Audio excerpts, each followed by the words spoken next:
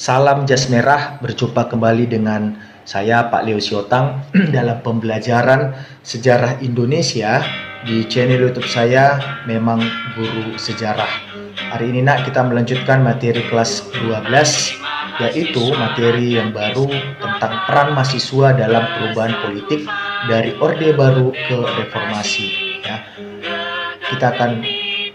Kalian nanti akan mengetahui bagaimana sesungguhnya peranan mahasiswa itu sangat besar sekali di Indonesia untuk merubah sistem tatanan politik, ya, termasuk dari Orde Lama ke Orde Baru, juga dari Orde Baru ke Reformasi, yaitu kejatuhan Soekarno di Orde Lama dan juga jatuhnya Soeharto di Orde Baru. Tapi untuk materi kali ini kita fokus untuk yaitu peran mahasiswa dalam perubahan politik dari Orde Baru ke Reformasi. Oke, gambar ini merupakan sebuah ilustrasi yaitu penyimpangan yang terjadi pada masa Orde Baru yang dilakukan oleh Presiden Soeharto. Oke, ini dia sebuah foto yang mana para mahasiswa berhasil merangsek masuk sampai ke gedung DPR MPR, bahkan mereka itu sampai ke atap gedung DPR MPR yang saking chaosnya demonstrasi yang terjadi oleh mahasiswa. Oke, ini adalah foto ya, hanya sebagai bonus ketika Bapak pernah ke gedung DPR MPR ya. Oke, selanjutnya ini ada sebuah foto yang mana para mahasiswa mengaspirasikan suaranya untuk menuntut Presiden Soeharto untuk mundur dari jabatannya. Oke, ini dia terjadi aksi dorong-dorongan antara massa para mahasiswa dengan aparat keamanan. Oke, ini dia orasi yang dilakukan oleh aktivis-aktivis untuk menuntut Presiden Soeharto segera mengundurkan diri. Oke, kita ulangi pertemuan yang lalu, materi yang sudah Bapak jelaskan, yaitu apa sebenarnya sih latar belakang gerakan mahasiswa 98. Yang pertama, itu karena adanya penyalahgunaan wewenang dari Soeharto sebagai presiden, apalagi di masa pemerintahan dia yang terakhir ya, ketika dia terpilih kembali menjadi presiden di pemilu ke-6-nya di Orde Baru. Lalu yang kedua, itu karena ya korupsi, kolusi, dan nepotisme itu merajalela. Itu termasuk penyalahgunaan yang dilakukan oleh Presiden Soeharto. Ini terkhusus karena banyak sekali orang-orang dekat termasuk anak Soeharto itu menjadi petinggi-petinggi di BUMN ya. Lalu korupsi juga, orang-orang dekatnya sudah mulai banyak yang melakukan tindak korupsi. Lalu yang kedua adalah pencurian kekayaan negara ya. Banyak sekali saham-saham ya dipinjam dengan harga yang murah, pinjaman ternyata bunganya itu sangat kecil ya, seperti itulah kira-kira pencuriannya. Lalu yang ketiga, sistem pemerintahan yang berubah menjadi otoriter ya, ini jelas karena dia memasuki pemilu ke-6 sudah mulai otoriter kepemimpinan daripada Presiden Soeharto ketika itu. Oke, lalu yang berikutnya apalagi latar belakang gerakan mahasiswa 98 itu karena terjadinya krisis moneter. Ya, krisis moneter yang seperti apa yang melanda Indonesia? Ya, krisis moneter melanda Indonesia dan negara Asia lainnya. Jadi sebenarnya tidak hanya Indonesia yang terkena krisis mon ketika itu, tapi negara-negara Asia lain. Di Indonesia cukup parah. Kenapa? Karena nilai tukar rupiah kita ketika itu anjlok sampai menyentuh level 20.000 per US dollar. Artinya ya, 1 US dollar itu harganya 20.000 di tahun 98. Bayangkan tahun 98 itu sudah 20.000. Sekarang saja mungkin sekitar 15.000 1 US dollar, ya kan? Ya, ketika zaman 98 itu sampai 20.000. Berarti kalau kita bandingkan sekarang mungkin 1 US dollar itu seperti 100.000 ya. Oke, harga-harga kebutuhan pun melambung tinggi sehingga daya beli masyarakat itu semakin berkurang ya. Oke, yang ketiga karena kondisi sosial masyarakat ya yang sudah sangat tidak menentu karena sudah krisis moneter melanda kawasan Asia, maka terjadilah kerusuhan di mana-mana ya. Tidak sedikit kerusuhan itu berbau sara, suku, agama, ras, dan antar golongan seperti di Sambas Poso dan Ambon ya. Seperti yang sudah Bapak jelaskan pada minggu yang lalu bahwa kerusuhan ini terjadi akhirnya banyak penjarahan ya. Siapa yang menjadi korban di sini? Yang menjadi korban itu adalah kebanyakan etnis Tionghoa ya. Karena para pendemo menganggap bahwa etnis Tionghoa merupakan salah satu faktor yang menyebabkan terjadinya krisis moneter ya, karena mereka pandai berdagang ya. Sebenarnya tidak ada korelasinya. Oke. Berikutnya ini adalah kronologi gerakan mahasiswa 98. Yang pertama, sidang umum MPR pada Maret 1998 itu memilih Soeharto dan B.J. Habibie sebagai presiden dan wakil presiden. Ya, untuk jabatan sebenarnya 98 sampai 2003 ya, di pemilu ke-6. Lalu 12 Mei 98 aksi unjuk rasa mahasiswa Trisakti ya, tanggal 19 Mei 98 para mahasiswa dari berbagai perguruan tinggi di Jakarta dan sekitarnya menduduki kantor DPR MPR. Jadi foto yang tadi itu ya, itu merupakan foto pada tanggal 19 Mei 98 ya, diwarnai dengan aksi sebelumnya yaitu tragedi Trisakti dan juga tragedi Semanggi yang memakan korban ya. Oke, berikutnya karena sudah banyak sekali aksi unjuk rasa ya dan banyak kerusuhan, maka dengan resmi pada tanggal 21 Mei 1998 Presiden Soeharto meletakkan jabatannya sebagai Presiden Republik Indonesia, dan berdasarkan pasal 8 Undang-Undang Dasar 1945 ya, apabila presiden mangkat maka digantikan oleh wakil presiden ya. Maka Soeharto pun menyerahkan jabatannya kepada wakilnya yaitu B.J. Habibie ya, dan B.J. Habibie naik sebagai presiden, dan pada tanggal itu juga B.J. Habibie dilantik menjadi presiden RI oleh Ketua Mahkamah Agung ya. Oke, tapi pada 1 Oktober 98 mahasiswa kembali berdemo ya. Mereka itu masih tetap belum puas dengan mundurnya Presiden Soeharto. Mereka tetap demo, mereka ingin mencabut duwi fungsi ABRI. Lalu 13 Oktober mahasiswa demo lagi, mereka menolak pengangkatan Habibie sebagai presiden karena menganggap bahwa Habibie itu sama saja dengan Soeharto, karena Habibie kan berasal dari wakilnya Soeharto gitu ya. Lalu pada 28 Oktober 98 para mahasiswa menginginkan penurunan harga bahan pokok, dan pada malam hari terjadilah penembakan di jembatan Semanggi, itu yang terkenal dengan tragedi Semanggi ya. Nah, oke, ini dia yang mungkin sering kalian lihat ya di stiker atau di TV ya. Apa nih bacaan apa nih? Sering piye kabare enak zamanku toh. Nah, itu dia ya. Oke. Lalu kita lihat, nah inilah agenda reformasi yang dituntut oleh para mahasiswa. Agenda reformasi mahasiswa 98 ya.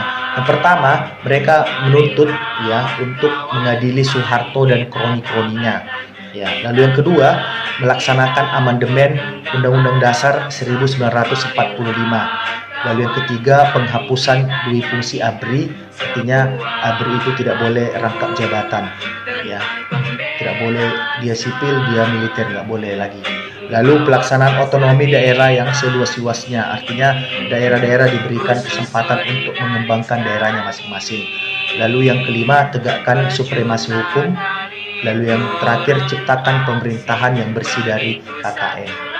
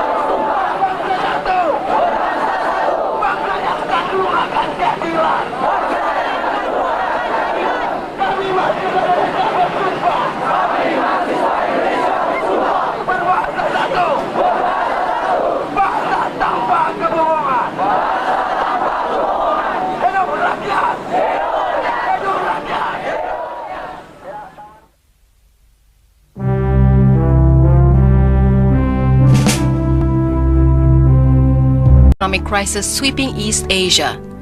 As rising unemployment and inflation created widespread hardship, disaffection rose at the Indonesian government's ineffectual policies and rampant corruption. In April 1998, shortly after the re-election of Suharto, a former army general and ruler of Indonesia for 32 years, students from major universities throughout the archipelago organized massive rallies calling for fresh elections and effective measures to combat the crisis. This was only the latest incidence of Indonesia's student rising to voice the aspirations of the people and being beaten down for their trouble.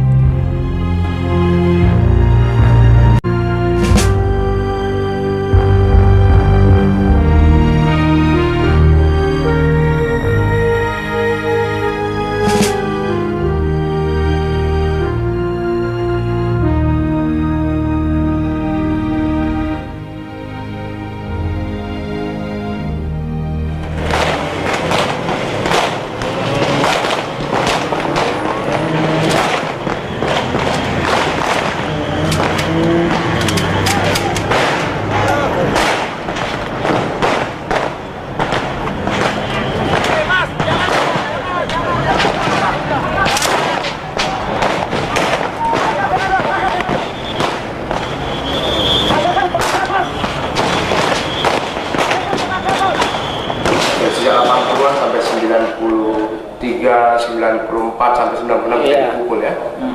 Nah, ini terus berlanjut sampai terjadi kalau pernah juga ikutin buka-buka dokumen di Indonesia sampai terjadi 27 Juli 1996. Iya.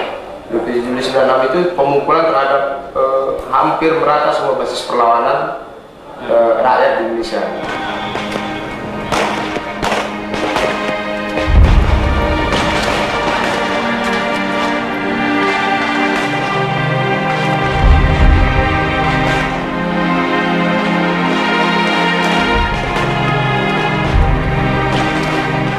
Sebetulnya ini motornya mahasiswa juga, tapi bentuknya adalah LSM, ya kelompok-kelompok studi yang kemudian membangun banyak segala macam, yang bakal dibubarin semua LSM ini, perlawanan ini, terus akhirnya kita balik ke kampus. Niat kami baik. To stay off the streets. But the students chafed at being confined and pressed to hold rallies at the Parliament building, where they could present their demands directly to the government. At Trisakti University, a kilometer from the Parliament, students finally surged into the street and into a hail of gunfire.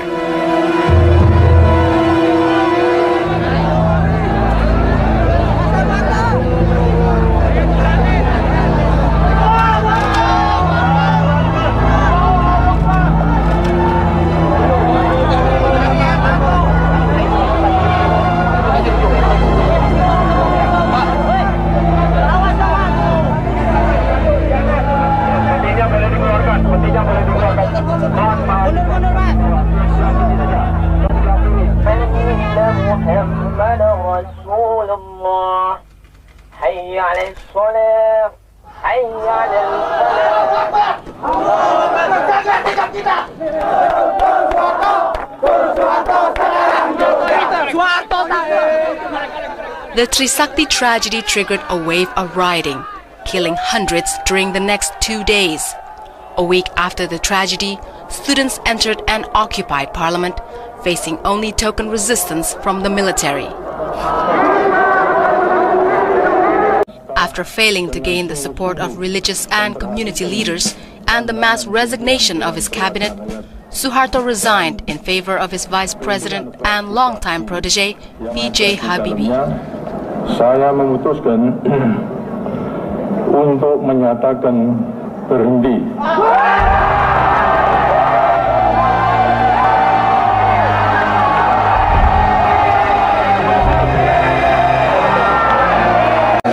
Presiden Republik Indonesia dengan sebaik-baiknya. At first, the students exulted at the downfall of Suharto, disapproving the myth that the old general was indispensable to the nation's stability.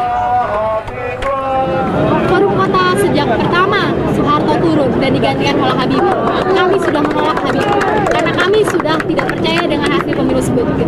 Kami sudah tahu seperti apa Habibie, track recordnya bagaimana. Kami sudah tahu dia juga sama-sama raja KKN. With loyal Suhartoists still in power, slipping away.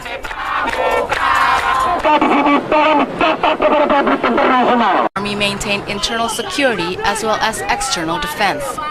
Though the stated purpose of dual function was to maintain order in a nation rent by inter-ethnic violence and social unrest, dual function became in effect a mandate to shoot Indonesians as well as foreign enemies. Negeri ini dikuasai oleh fasis militer yang sewenang-wenang menginjak-injak hak rakyat, menginjak. The streets in boisterous gatherings, the military overreacted, fielding thousands of fully armed troops to confront peaceful demonstrators. In the military's eyes, the sons and daughters of the Indonesian middle class were an implacable enemy of the nation.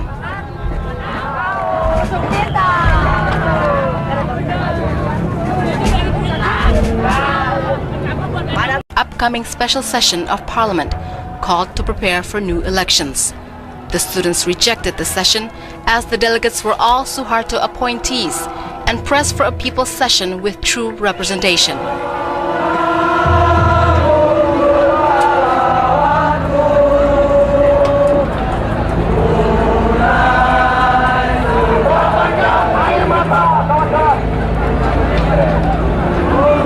In the face of widespread protest, as demands by students and other community groups to include true reformist measures on the agenda were ignored, the students became more aggressive.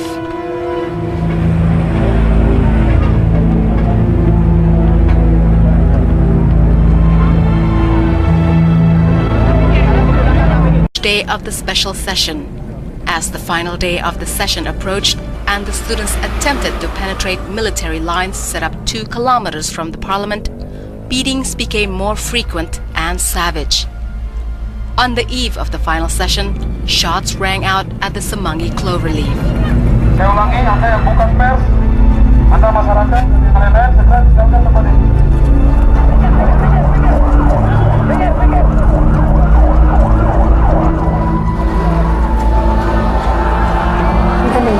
Untuk itu kalau Bapak pun juga masih punya peri kemanusiaan, sekali lagi dengan tegas saya mohon dengan Bapak dengan sangat demi kawan-kawan kami, jangan sampai. 4. The military fired blanks, rubber, and live rounds into the crowd of demonstrators.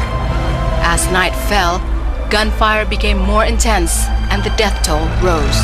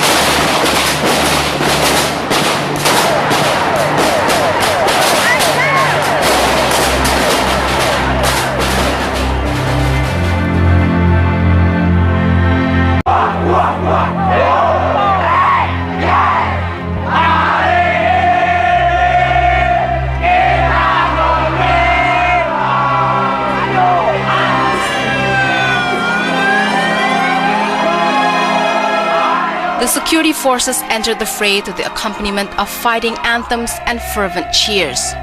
To them, the Semanggi killings were a proud blow for their beloved nation. It seems like each fallen student gave rise to a regimental hero.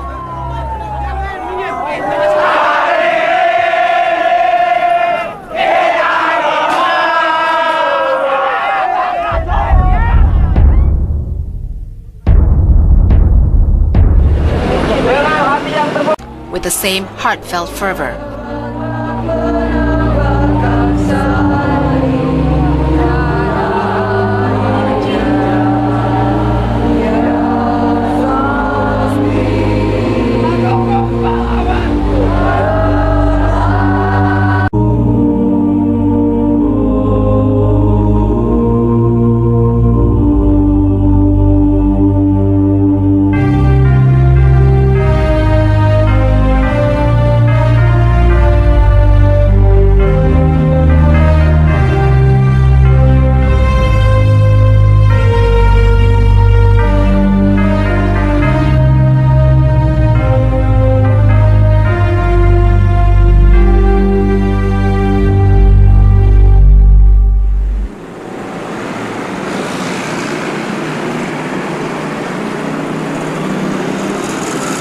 After the special session, the students went back to the streets, demanding a more truly representative people's session.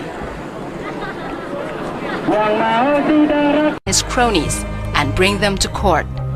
But after months in power, Habibie's government has shown little enthusiasm for investigating the former president. Again, the students pressed their demands for truth, openness, and justice.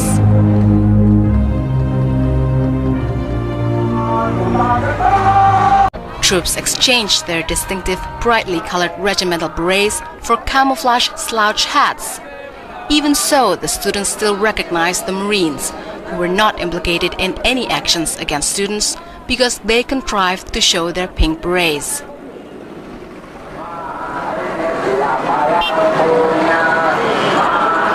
Were drawn. The mistreatment of female demonstrators and the gratuitous beating of activist representatives seeking reconciliation with the military convinced student leaders that to win, they would have to fight.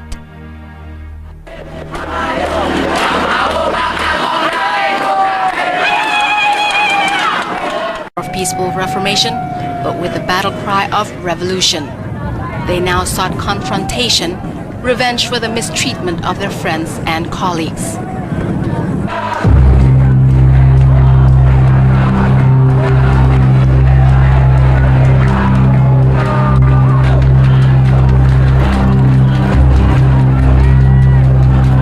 Lines and forced the once invincible security forces into retreat.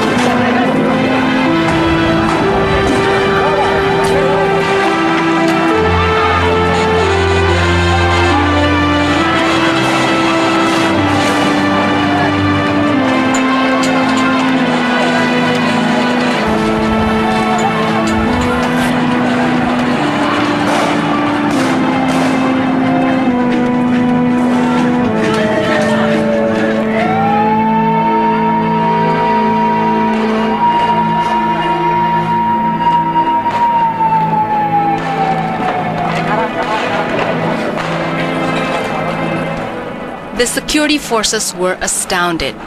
It was clear the students were no longer afraid.